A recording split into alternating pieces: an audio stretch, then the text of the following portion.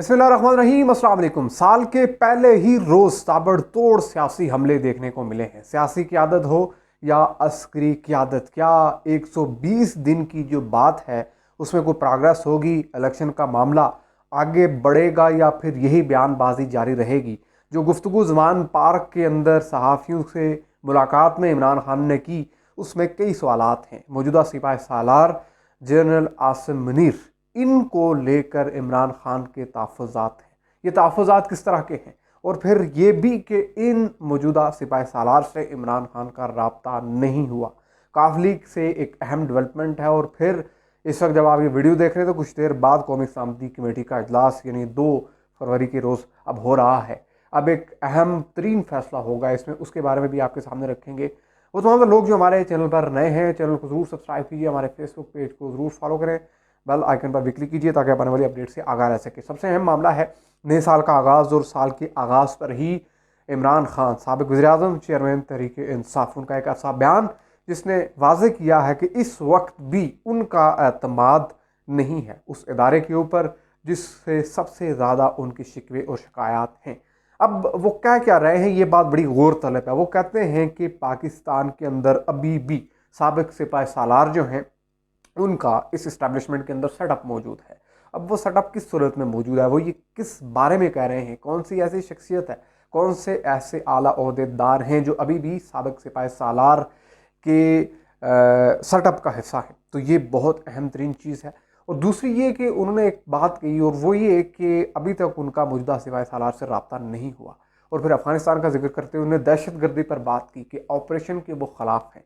अब जब कौमी सलामती कमेटी का इजलास होने जा रहा है तो उसमें सबसे अहम फैसला जो होगा वो होगा पाकिस्तान के अंदर बढ़ती हुई दहशत गर्दी, और इस दौरान अब जो एक बड़ा ऑपरेशन जो है, एक फैसला कुन ऑपरेशन, उसके शुरू करने का हतमी फैसला, इस बारे में अब चीज़ें सामने आनी है। लेकिन इमरान खान फिर मुखालफत कर रहे हैं।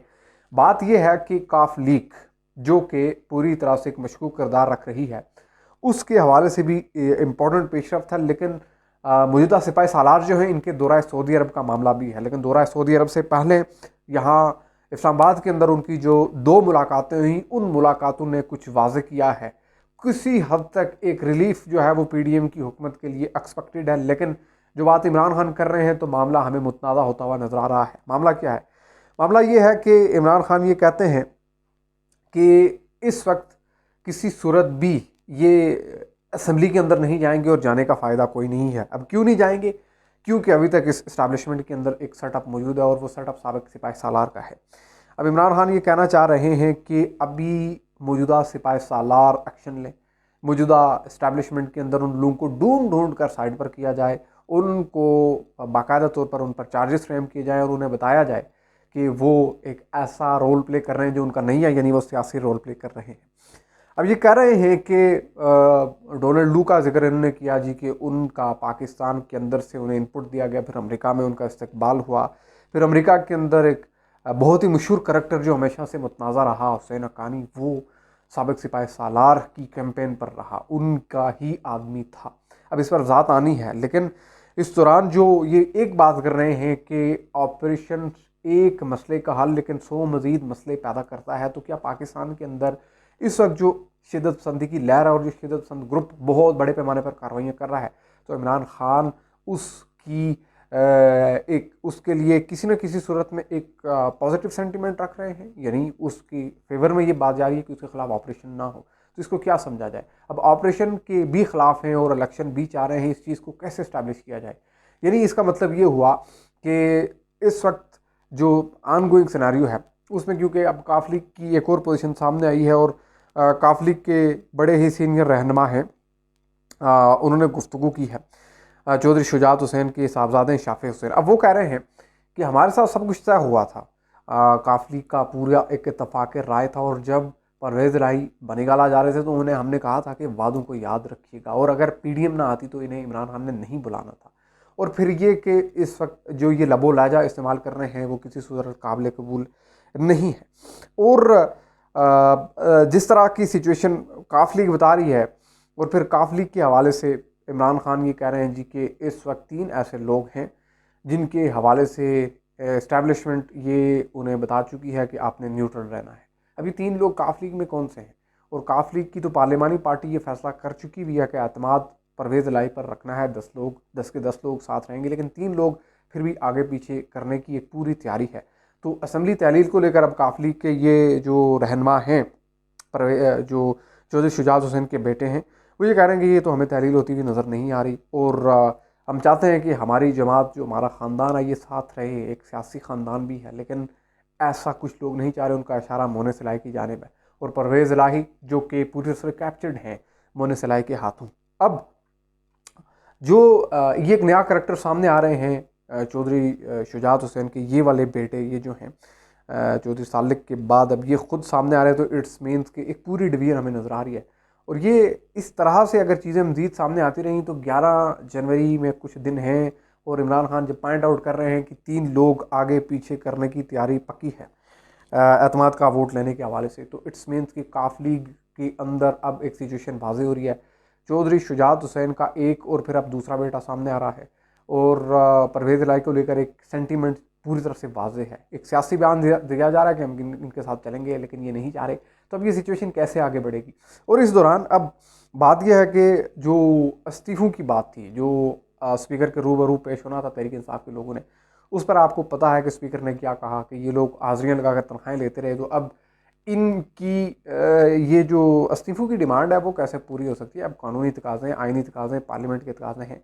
अब ये वो तमाम तरह हिसाब किताब होगा, उसके बाद इस्तीफ़े होंगे। तो ये मामला है, कंट्रोवर्सी का शिकार है। इस पर भी फैसला नहीं हुआ। अब फैसला यही है कि सड़कों पर आना, एहतजाज करना है, लेकिन इस सब के बीच में जो अहम बात है, जो आज कौमी सलामती कमेटी के इजलास में सामने आनी है, वो एक फ़ैसला, वो फैसला होगा ऑपरेशन के हवाले से। वो फैसला होगा मुल्क के अंदर माशी इमरजेंसी, मुल्क के अंदर इकानमी को लेकर एनर्जी से रिलेटेड इमरजेंसी का ऐलान, वो शिदत पसंदी के हवाले से लेकर कोई बड़ा ऐलान होगा।